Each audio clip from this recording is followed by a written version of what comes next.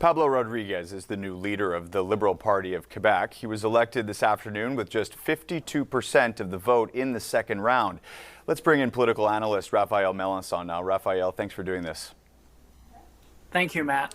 So probably the most well-known publicly of the candidates. What are your first reactions?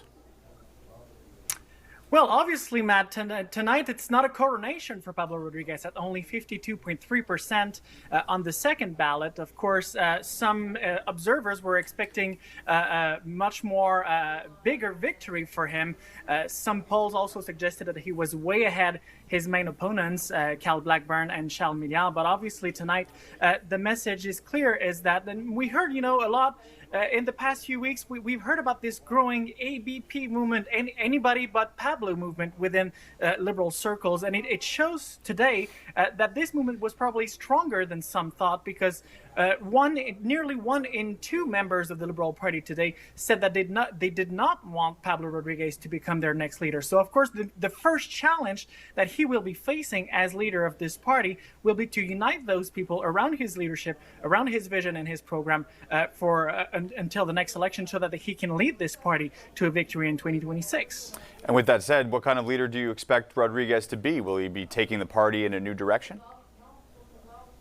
Well, certainly, because what we saw here, and I mentioned the ABP movement, so there were 2 main currents that were opposed in this leadership race here. There's the current of the movement of those who wanted to see their party go back to what the values that have made the success of this party under Jean Charest and Robert Bourassa. They were rather on the side of Cal Blackburn and Charles Milliard. And on the other side, you have the federal liberals, these Trudeau-style liberals, those who are ultra-federalists, those who are much more in favor of multiculturalism. They were on the side of Pablo Rodriguez. So, of course, he's going towards that line, and that's going to be, of course, difficult for him to bring back the nationalists, those who are federalists but who still want to have a liberal party that will defend Quebec within Canada.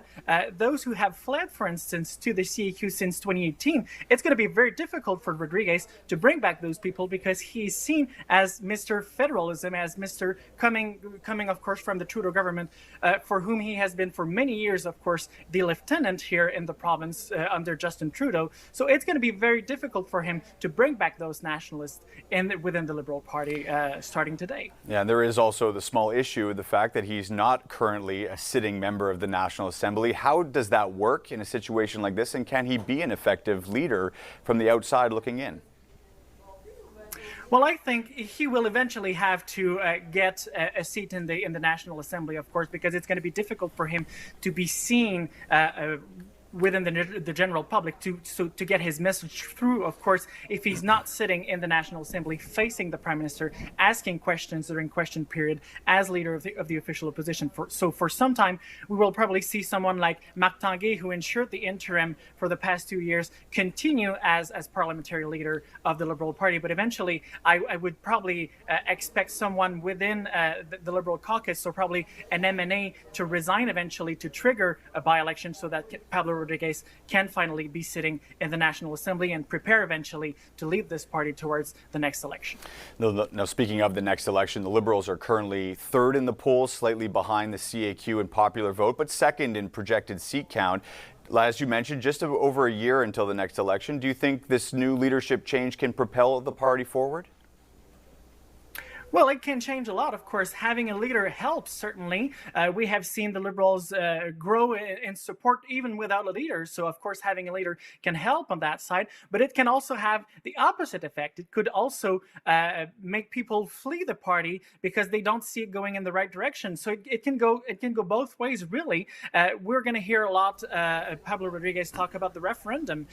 We've heard it tonight during his victory speech, talking about a referendum. So that could also change the portrait, change the perspectives for the Liberal Party, because on one side you're going to have people going back to the PQ, staying with the CAQ, or going back to the Liberal Party. So it could really change things, but we'll have to wait and see, of course, Matt. But I don't see this party right now. He's Mr. Montreal in the minds of a lot of people. He's associated to the Greater Montreal area. So it's going to be very difficult for the Liberal Party from now on to try and make some gains outside of the Greater Montreal area, and that's what they actually need if they want to stand a chance at winning the next general election. All right. Thank you, Raphael.